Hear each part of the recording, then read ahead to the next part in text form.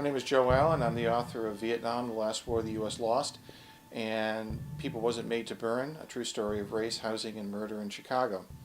Right now I'm researching and want to write a book about an important trial involving free speech in 1941, which I would say is one of the most important civil liberties trials in the history of the United States, but has been largely forgotten by American historians. I do this not just because I think it's important for history, but because I think it's important for current events. Free speech has always been a contentious issue in the United States during the last 200 plus years.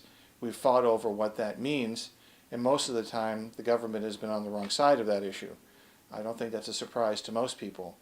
Most recently, in September of this year, 14 anti-war and socialist activists in Minneapolis, Chicago, and other cities had their homes raided and were served warrants to appear before federal grand juries in connection with what the federal government called an investigation into material support for terrorism.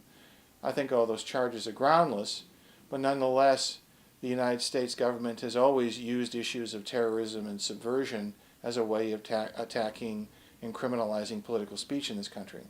In 1941, 18 members of the Socialist Workers' Party in Minneapolis, people who had led the organizing of truck drivers in 1934, who had organized against fascists in this country, were put on trial for under the Smith Act, which criminalized political speech, specifically saying those who advocated radical change in this country could be prosecuted and serve time in prison.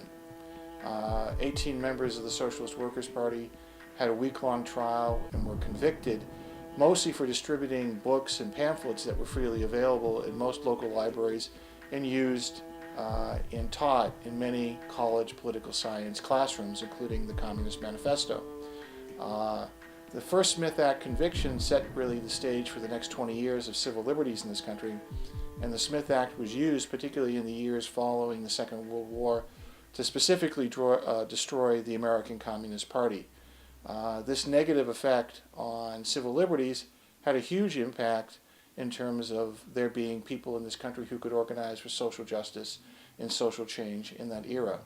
I think the first Smith Act trial is an example of how it's important for people to stop these things when they're at the very beginning of the repression, or we could face much more dire consequences. I think many people could learn things from the first Smith Act trial they really aren't familiar with about American history and how the government operates, and also about what we can do today to protect our rights to freedom of speech.